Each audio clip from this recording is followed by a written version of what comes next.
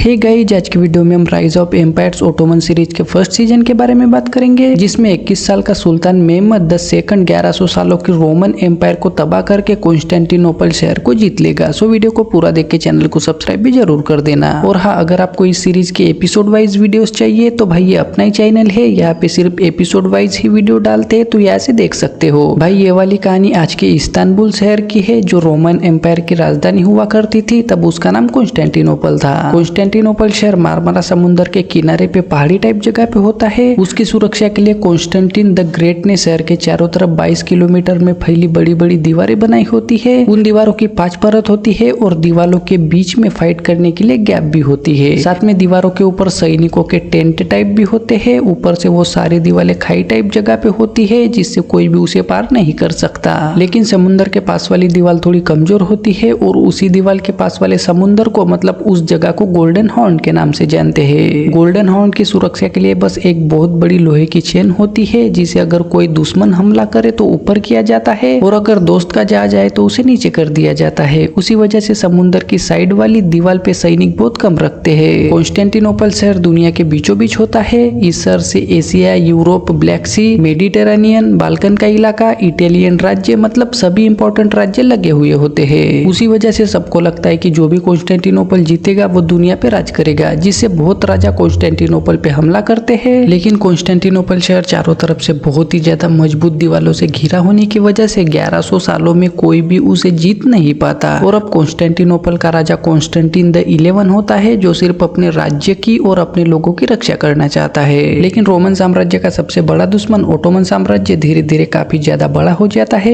Actually Ottomans Anatolian warlords और बंजारे होते हैं, लेकिन वो अपना बहुत बड़ा साम्राज्य बनाते हैं जो पूर्वीय यूरोप तक फैल जाता है। और अब उनका सुल्तान मुराद होता है। साथ में ओटोमन्स की राजधानी एड्रियानोपल होती है और ओटोमन्स कॉन्स्टेंटिनोपल को लाल सेब बोलते हैं। साथ में वो किसी भी हालत में उस लाल सेब को पाना चाहते हैं। ओटोमन्स के भी सर्बियन और हंगेरियंस कट्टर दुश्मन होते हैं, लेकिन सुल्तान मुराद सर्बिया की राजकुमारी मारा से शादी करता है, तो ओटोमन्स का सर्बिया के साथ थोड़ा शांति समझौता होता है। उसी बीच सुल्तान मुराद के बेटे अली की अचानक मौत हो जाती है, जिससे अब ओटोमन्स की गद्दी का वारिस सुल्तान मुराद का दूसरा बेटा मेहमद द सेकंड बन जाता है। लेकिन वो बहुत छोटा होता है, तो वो अपनी माँ हातून के साथ ही रहता है, जिससे सुल्तान मुराद मेहमद को एड्रियानोपल लाने के लिए सैनिक भेजता है। लेकिन मेहमद के साथ उसकी माँ नहीं जाने वाली होती है और एड्रियानोपल में मेहमद को बिल्कुल भी अच्छा नहीं लगता, जिससे वो वहाँ पे नहीं जाना चाहता। फिर भी हातून खुद को संभाल के मेहमद को राजधानी में भेजती है। मेहमद एड्रियानोपल में आता है, लेकिन वहाँ पे उसके दोस्त वगैरह बिल्कुल भी नहीं होते, जिससे वो उदासी रहता है। तभी मुराद की दूसरी बीवी मारा को मेहमद दिखता है और मारा का कोई भी बेटा नहीं होता, जिससे उसे मेहमद से लगाव हो जाता है और वो उससे अपने बेटे की तरह ही प्यार करती है।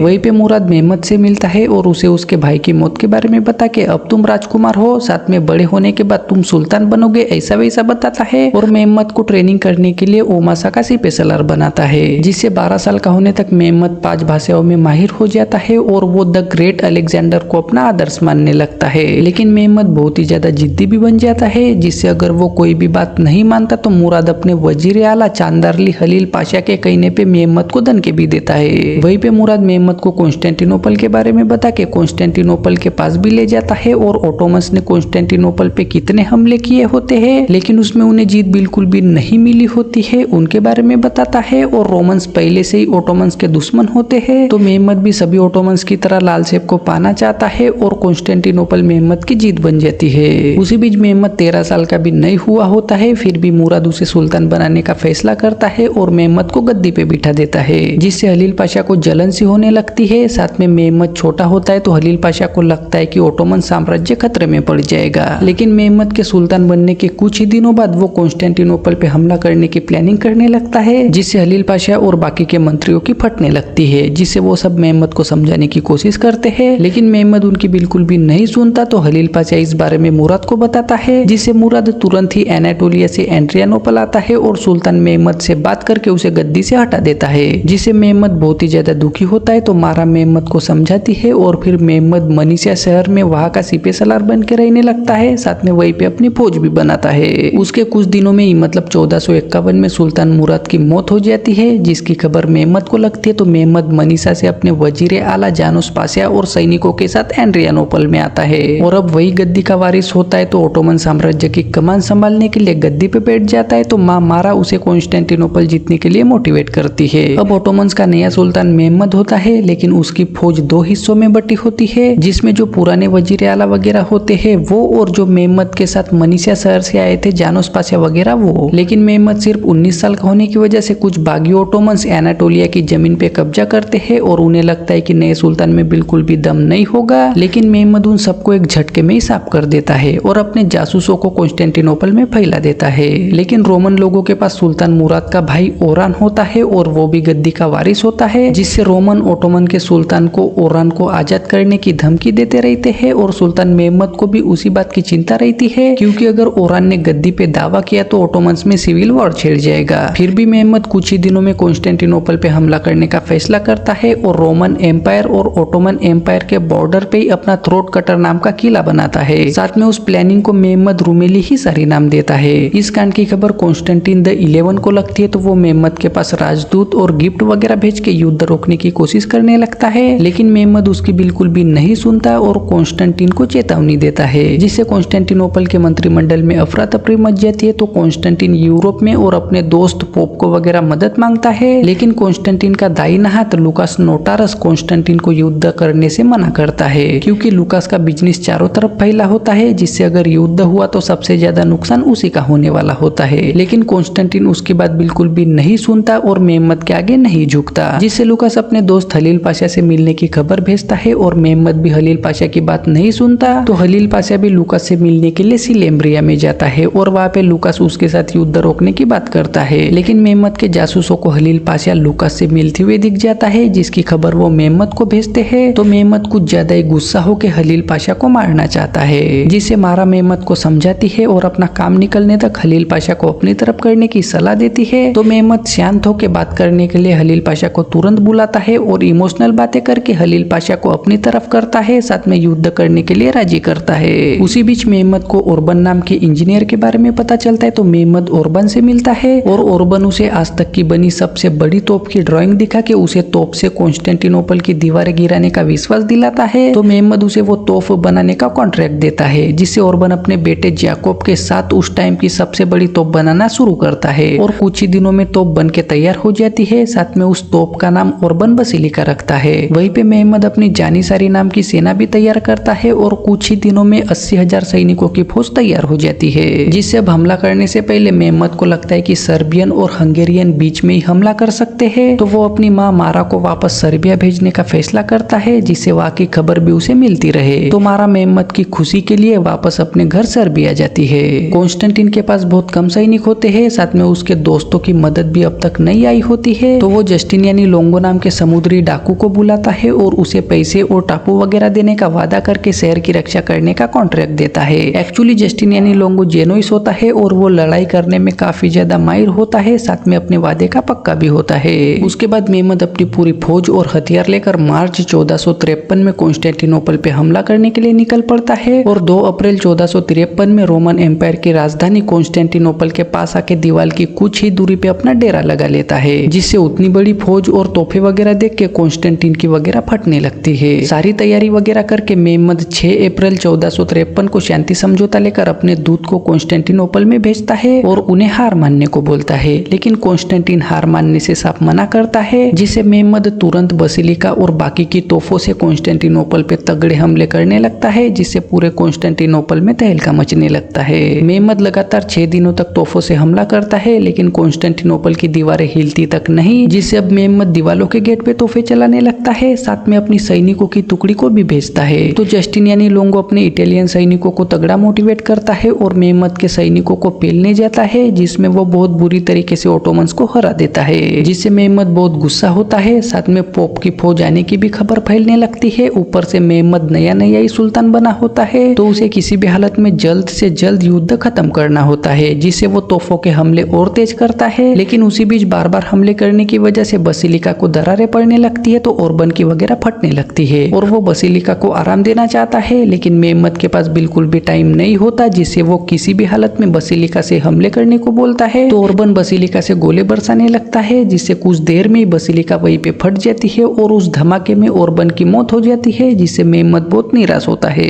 यह रोमन सैनिक भी बहुत घायल होते हैं, जिससे वहीं पे कॉन्स्टेंटिन के खास आदमी स्प्रांजेस जेनोइस की बेटी थर्मा सैनिकों का इलाज वगैरह करती है, तो उसे देख के लोगों के पप्पू में कुछ कुछ होने लगता है और कुछ ही दिनों में उसे थर्मा से प्यार हो जाता है। वहीं पे मेहमद अब तक कुछ भी उखाड़ नहीं पाता, तो खलील पाशा उसे कुछ दिन युद्ध रोकने को बोलता है, लेकिन मेहमद उसकी बिल्कुल भी नहीं सुनता और अपने सैनिकों को मोटिवेट करके फिर से हमला करने की तैयारी करता है और रात को हमला करने का फैसला करके कॉन्स्टेंटिनोपल पे हमला करता है। लेकिन लोंगो अपने सैनिकों के साथ प्लान बना के ओटोमन्स को अच्छे से पेलता है और मेहमद को फिर से हरा देता है। साथ में लोंगो मेहमद के हर हमले को रोकता है, जिससे अब मेहमद के साथ साथ ओटोमन सैनिक भी काफी ज्यादा उदास होने लगते हैं। तभी मेहमद अब तक किए हुए सभी हमलों के बारे में अच्छे से सोचता है और नक्शे वगैरह देखने लगता है, जिससे उसे समझ में आता है कि गोल्डन हॉर्न की तरफ की दीवारें कमजोर है और गोल्डन हॉर्न पे कब्जा किए बिना वो कॉन्स्टेंटिनोपल को नहीं जीत सकता। लेकिन उसी बीच मेहमद की नेवी को पोप ने भेजे जहाजों की खबर मिल जाती है, जिसे मेहमद तुरंत अपनी नेवी के कमांडर बाल्टोगल सुलेमान पाशा को बुलाता है और पोप ने भेजे जेनोइस जहाजों को रोकने का ऑर्डर देता है, जिससे सुलेमान पूरी तैयारी के साथ अपनी नावें लेकर समुद्र में पोप के जहाजों का वेट करने लगता है। और फिर कुछ टाइम बाद पोप ने भेजे 4 जहाज गोल्डन हॉर्न की तरफ आने लगते हैं, तो उन्हें देख के कॉन्स्टेंटिन और रोमन लोगों की जान में जान आके वो सब बहुत खुश होने लगते हैं। लेकिन तभी मारमरा समुद्र में हवा बंद हो जाती है, जिससे जहाजों की रफ्तार धीमी हो जाती है। तो सुलेमान फुल जोश में उन पे जहाजों पे हमला करता है और जहाजों को जलाने लगता है। लेकिन कुछ देर बाद हवा फिर से चलने लगती है। ऊपर से सुलेमान के पास नावें होती है और जहाज बड़े होने की वजह से ओटोमन सैनिकों को जहाज के ऊपर चढ़ना होता है, तो जेनोइस सैनिक उसी का फायदा उठा के ओटोमन्स को अच्छे से दनका देके गोल्डन हॉर्न में पहुंच जाते हैं। इस हार से मेहमद बहुत ही ज्यादा गुस्से में और उदास होता है, जिससे वो सुलेमान को ठोकना चाहता है। लेकिन ओटोमन सैनिक सुलेमान की तारीफ करते हैं। साथ में खलील पाशा भी मेहमद को समझाता है, तो मेहमद सुलेमान को जिंदा छोड़ देता है। रोमन्स ने एक बार फिर से मेहमद को हराया होता है और अब उनके पास खाना और सैनिक भी आए होते हैं, तो कॉन्स्टेंटिन वगैरह बहुत ही ज्यादा खुश होता है और उन्हें लगता है कि अब मेहमद युद्ध बंद कर देगा, जिससे वो सब पार्टी करने लगते हैं। लेकिन लूकास कॉन्स्टेंटिन को समझा के मेहमद के साथ समझौता करने को बोलता है, तो सब उसका मजाक उड़ा के उसे ही मेहमद के साथ बात करने को बोलते हैं, जिससे लूकास अपनी खबरी एना को बाहर जाने का सीक्रेट रास्ता पूछता है और ओटोमन्स के टेंट की तरफ चुपके से खलील पाशा से मिलने जाता है। लेकिन वो ओटोमन सैनिकों को दिख जाता है, तो वो उसे दनका देके खलील पाशा के पास ले जाते हैं, जिससे खलील पाशा और लूकास युद्ध रोकने के बारे में बात करते हैं। मेहमद की हार की खबर सर्बिया में मारा को भी लगती है, जिससे वो बहुत ही ज्यादा उदास होती है और अपने पप्पा ड्यूराट से बात करने के लिए जाती है। लेकिन ड्यूराट हंगेरियन कमांडर स्टीफन से बात करते हुए दिखाई देता है, जिससे मारा समझ जाती है कि ड्यूराट हंगेरियंस के साथ मिलकर ओटोमन्स में हमला करने की प्लानिंग कर रहा है, जिससे वो ड्यूराट के साथ थोड़ी नॉर्मल बात करती है और तुरंत मेहमद को लेटर भेजती है, जिससे मेहमद अब और ज्यादा टेंशन में आने लगता है और वो एक साथ बहुत सारी चीजें सोचने लगता है। तभी मेहमद के खुराफाती दिमाग में गोल्डन हॉर्न पे कब्जा करने का प्लान आता है, जिससे वो तुरंत जानोस पाशा को बुलाता है और गोल्डन हॉर्न में जाने के लिए लोहे की चेन होती है, तो जहाजों को जमीन के रास्ते से घूम के गोल्डन हॉर्न में जाने का प्लान बताता है। साथ में इस प्लान के बारे में किसी को भनक भी नहीं लगनी चाहिए, इसकी भी खास चेतावनी देता है। और फिर मेहमद गलाटा के जंगल से सीक्रेटली रास्ता बनाना शुरू करता है। उसमें गलाटा के जंगलों से बड़े पेड़ वगैरह काटने लगते हैं। लेकिन गलाटा का कुछ एरिया जेनोइस लोगों के कब्जे में होता है और वहाँ पे चारों तरफ जासूस फैले होते हैं। साथ में उन जेनोइस लोगों का सिर्फ बिजनेस करके अमीर बनना मकसद होता है, जिससे वो रोमन लोगों की भी हेल्प करते हैं और ओटोमन्स की भी हेल्प करते हैं। तो मेहमद को उन पे बिल्कुल भी भरोसा नहीं होता, जिससे मेहमद उन जेनोइस के मुखिया लोमिलिनी को बात करने के लिए बुलाता है और उसे हल्की सी धमकी देके अपने जासूसों को शांत रहने को बोलता है। तो लोमिलिनी उसकी बात समझ जाता है। फिर भी मेहमद को उसके ऊपर बिल्कुल भी भरोसा नहीं होता, तो मेहमद अपनी तोहफे गलाटा के जेनोइस इलाके की तरफ लगा के वहां से कॉन्स्टेंटिनोपल और उनके बंदरगाह पे हमला करने लगता है,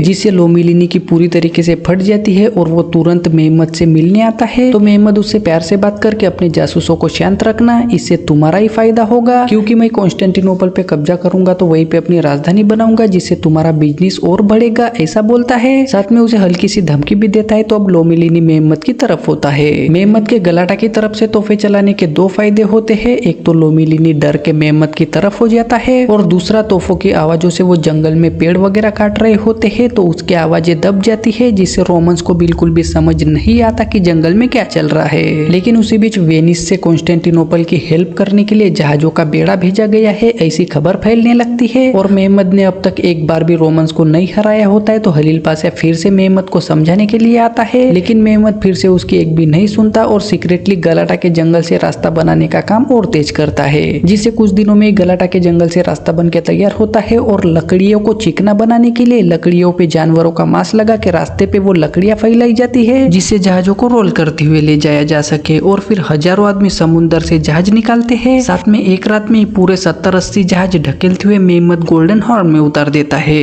कॉन्स्टेंटिनोपल में भी वेनिस से जहाज आने की अफवाह फैलने लगती है तो वो सब खुश होते हैं, लेकिन बहुत सारे लोग पहले ही सिटी छोड़ चुके होते हैं और अब थर्मा भी इटली जाना चाहती है तो लोंगो बिल्कुल भी खुश नहीं होता, लेकिन थर्मा उसके साथ पेलम पेलाई करती है तो लोंगो उसे इटली भेजने के लिए राजी होता है। तभी कॉन्स्टेंटिन को वगैरह मेहमद के कांड के बारे में पता चलता है तो सबकी पूरी तरीके से फटने लगती है। अब मेहमद के जहाज गोल्डन हॉर्न में होते हैं तो मेहमद अपनी तोहफे बंदरगाह पे लगाता है और वहां से कॉन्स्टेंटिनोपल पे हमला करने लगता है, जिससे अब ओटोमन्स ने दोनों तरफ से कॉन्स्टेंटिनोपल को घेरा होता है तो सब लोगों की फटी होती है, जिससे आना लुकास से बात करके उसे उसके दोस्त से बात करने को बोलती है, लेकिन लुकास उसे अब कुछ भी नहीं हो सकता ऐसा वैसा बोल के बस उसे उसका काम करने को बोलता है। तो एना फिर से कॉन्स्टेंटिन पे वगैरह नजर रखने लगती है। वहीं पे रोमन्स को वगैरह मेहमद ने गलाटा से घूम के जहाज लाए और उसकी किसी को खबर तक नहीं लगी। उसी पे लुकास लोंगो वगैरह बहस करने लगते हैं। तभी लोंगो उन्हें मेहमद के जहाजों पे अचानक हमला करने का प्लान बताता है, जिसपे पोप ने भेजे जहाजों का कमांडर कोको भी राजी होता है। तो वो सीक्रेट हमला करने की तैयारी करने लगते हैं, लेकिन उनके प्लान के बारे में एना को पता चल जाता है, जिससे उसे लगता है कि इसमें बहुत सारे मासूम लोग मारे जाएंगे और अगर उसने मेहमद को इस प्लान के बारे में बताया तो वो पीछे हटेगा। जिससे एना चुपचाप सीक्रेट दरवाजे से लुकास के दोस्त से मिलने के लिए ओटोमन्स के टेंट की तरफ जाती है, लेकिन ओटोमन सैनिक एना को पकड़ के मेहमद के पास लाते हैं। तो मेहमद एना से प्यार से बात करता है और उससे पूछताछ करने लगता है, लेकिन एना को लुकास के दोस्त का नाम नहीं पता होता है। साथ में मेहमद उसके साथ अच्छे से बात करता है तो एना उसे रोमन्स के प्लानिंग के बारे में बता देती है, लेकिन उसे वो हमला कब करने वाले हैं उसके बारे में बिल्कुल भी पता नहीं होता। तो मेहमद एना को जिंदा छोड़ के रोमन्स की पूरी प्लानिंग पता करने के लिए लोमिलिनी को कॉन्स्टेंटिनोपल में भेजता है और कॉन्स्टेंटिन के वगैरह सारे जहाज लोमिलिनी के बंदरगाह से ही जाने वाले होते हैं। तो रोमन्स को उसे भी अपना प्लान बताना पड़ता है, जिससे लोमिलिनी वो कब हमला करने वाले हैं उसके बारे में मेहमद को बता देता है। उस प्लान का करता धरता कॉन्स्टेंटिन कोको को बनाता है तो कोको मेहमद के जहाजों पे ग्रीक फायर से अचानक हमला करने की तैयारी करके 28 अप्रैल को चुपके से मेहमद के जहाजों की तरफ जाने लगता है और सारी तैयारी करके हमला करने ही वाला होता है कि तभी मेहमद वगैरह कोको पे ही हमला करता है और उन सबको समुद्र में ही जला देते हैं। वो नजारा देख के कॉन्स्टेंटिन शॉक होता है और उन्हें समझ में आता है कि लोमिलिनी ने उनके साथ गद्दारी की है, जिससे लोंगो उसे मार देता है। लेकिन लोंगो भी जेनोइस होता है और लुकास भी हलील पाशा से मिलता है, इसकी भनक लग जाती है तो लोंगो और लुकास आपस में ही झगड़ने लगते हैं, जिससे कॉन्स्टेंटिन उन्हें शांत करता है और वेनिस ने जो जहाजों का बेड़ा भेजा है उसे खोजने के लिए कुछ सैनिक भेजता है। अब लगभग 2 महीने तक मेहमद रोमन्स पे तगड़े हमले करता है, लेकिन लोंगो उसके हर हमले को रोक लेता है, जिससे मेहमद के साथ साथ उसके सैनिक बहुत ही ज्यादा निराश होते हैं। तो मेहमद जानोस के साथ लोंगो को अपनी तरफ करने का प्लान बनाता है और जानोस पाशा के कपड़े पहन के शांति का झंडा लेकर कॉन्स्टेंटिनोपल के गेट की तरफ जाता है और लोंगो से बात करना चाहता है। तो लोंगो मेहमद से बात करने जाता है, लेकिन सबको लगता है कि वो जानोस पाशा है, बस लोंगो मेहमद और जानोस को ही सच्चाई पता होती है। तो मेहमद लोंगो को अपनी तरफ करने के लिए बहुत सारे तोहफे, पैसा और बहुत सारी चीजें देने का वादा करता है। साथ में शाम तक मुझे अपना फैसला बताना ऐसा बोल के वापस आता है, जिससे जानोस पाशा ने उसके साथ क्या बात की उसके बारे में वगैरह लुकास पूछताछ करने लगता है, लेकिन लोंगो उन्हें वो मेहमद था और उसने क्या बात की उसके बारे में बिल्कुल भी नहीं बताता। साथ में थर्मा को वहां से इटली जाने के लिए भेज के मेहमद के ऑफर को ठुकरा देता है, जिससे मेहमद बिल्कुल भी खुश नहीं होता। वहीं पे ओटोमन्स और रोमन्स एक दूसरे को अच्छे से पेल के बंदी बनाए हुए लोगों को फांसी पे चढ़ाते हैं, तो वो नजारा देख के एना को बहुत बुरा लगता है। वहीं पे एक अली नाम के ओटोमन को रोमन दनके दे रहे होते तो एना उनसे अली को बचा लेती है और खोपचे में उसका इलाज वगैरह करने लगती है। मेहमद की हार की खबर सर्बिया में मारा को भी लगती है तो वो बहुत ही ज्यादा उदास होती है। साथ में स्टीफन बार बार ड्यूराट से मिलने आता है तो मारा उनका सारा प्लान समझ के अपने पापा को ओटोमन्स पे हमला करने के लिए रोकने लगती है, लेकिन ड्यूराट उसकी बातों को इग्नोर करके उसकी शादी की बात करता है तो मारा और ज्यादा उदास होती है। तभी कुछ भविष्य देखने वाले लोग मेहमद अब जीतने वाला है ऐसी भविष्यवाणी करते हैं और उसके बारे में मारा को पता चलता है तो वो तुरंत खुद मेहमद को इस भविष्यवाणी के बारे में बताने के लिए सर्बिया से निकल पड़ती है।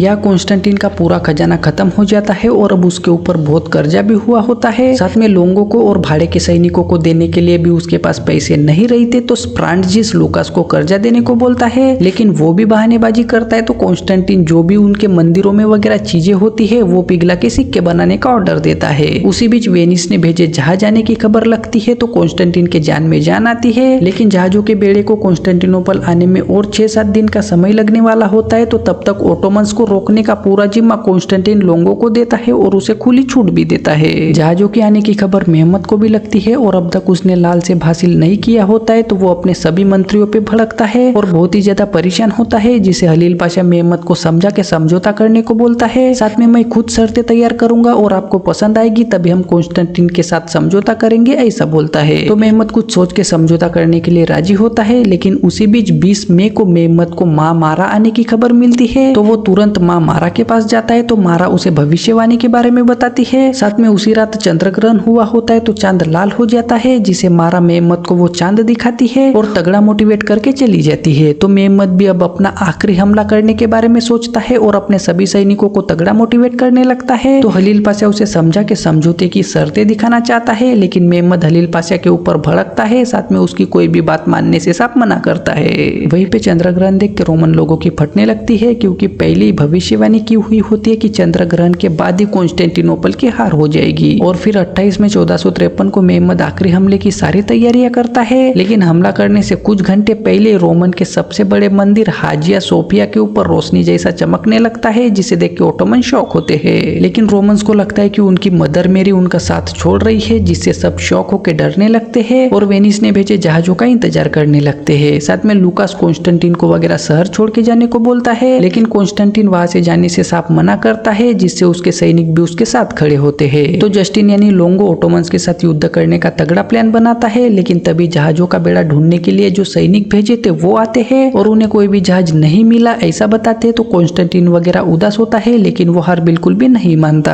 वहीं पे मेहमद हाजिया सोफिया के ऊपर रोशनी देख के अपने सैनिकों को अल्लाह ने दुश्मनों का साथ छोड़ दिया है ऐसा वैसा बोलता है और तगड़ा मोटिवेट करता है। और फिर 29 में 1453 को मेहमद आखिरी हमले की प्लानिंग पूरी करके कॉन्स्टेंटिनोपल पे हमला करता है। उसमें मेहमद सबसे पहले अपने बसी बेजुक नाम की जंगली सेना को भेजता है, लेकिन कॉन्स्टेंटिन और लोंगो अपने सैनिकों को तगड़ा मोटिवेट करता है और मेहमद की जंगली सेना को हरा देते हैं, जिससे मेहमद अब अपनी दूसरी फौज को भेजता है, लेकिन जस्टिन यानी लोंगो पूरी जान लगा के उन्हें भी रोकता है और एक भी ओटोमन को कॉन्स्टेंटिनोपल में नहीं घुसने देता, जिससे अब मेहमद के पास सिर्फ उसकी जानी सारी फौज बची होती है। तो हलील पाशा फिर से मेहमद को समझा के पीछे हटने को बोलता है और सुल्तान पे भड़कता है, लेकिन मेहमद लाल सेब के लिए पागल हो गया होता है, जिससे वो हलील पाशा पे भड़क के सभी जानी सारी सैनिकों को तगड़ा मोटिवेट करता है और खुद आगे होके कॉन्स्टेंटिनोपल पे हमला करता है। लेकिन थोड़ी दूर आते ही सुल्तान को तीर लगता है, फिर भी मेहमद किसी तरह से खड़ा होता है और रोमन्स को पेलने लगता है। साथ में जानी सारी भी पागलों की तरह रोमन्स को और लोंगो के आदमियों को पेलने लगते हैं, जिससे लोंगो को पीछे हटना पड़ता है। तभी लोंगो को भी तीर लगता है और वो भी घायल होता है। और अब ओटोमन सैनिक शहर में घुस जाते हैं, तो लोंगो के सैनिक किसी तरह से लोंगो को उठा के वहां से भागने के लिए जहाज पे ले जाते हैं, लेकिन वो सब जहाज पे जाते ही लोंगो मर जाता है। वहीं पे कॉन्स्टेंटिन को भी भागने का मौका होता है, लेकिन वो वहां से नहीं भागता और ओटोमन्स के साथ युद्ध करने जाता है, तो वहां से कभी वापस नहीं आता। और फिर ओटोमन्स रोमन एम्पायर का झंडा उतार के कॉन्स्टेंटिनोपल पे ओटोमन्स का झंडा लगाते हैं। अगले दिन मतलब 29 में 1453 को मेहमद कॉन्स्टेंटिनोपल में आता है और डायरेक्ट हाजिया सोफिया में जाता है और वहीं पे अपना सिंहासन लगाता है। तभी लूकास मेहमद से मिलने आता है और मेहमद की चापलूसी करके उसे पैसे वगैरह देना चाहता है, लेकिन मेहमद उसे तुमने अपने सम्राट को क्यों नहीं दिए ऐसा वैसा बोल के मरवा देता है। साथ में लूकास हलील पाशा का नाम लेता है, जिससे मेहमद हलील पाशा को बुलाता है और उसे भी मरवा देता है। वहीं पे माँ मारा मेहमद से मिलने आती है और वो मेहमद की तारीफ वगैरह करती है। साथ में अब कॉन्स्टेंटिनोपल ओटोमन साम्राज्य की नई राजधानी इस्तांबुल बन जाती है और यहीं पे Rise of Empires Ottoman season 1 का अंत हो जाता है। सो गाइज, आई होप आपको आज की कहानी पसंद आई होगी। अब वीडियो को लाइक करके चैनल को सब्सक्राइब भी जरूर कर देना। और हाँ, आपको और कौन सी सीरीज या मूवी चाहिए, साथ में इस सीरीज का सेकंड सीजन भी है, तो वो भी चाहिए या नहीं वो भी कमेंट में जरूर बताना।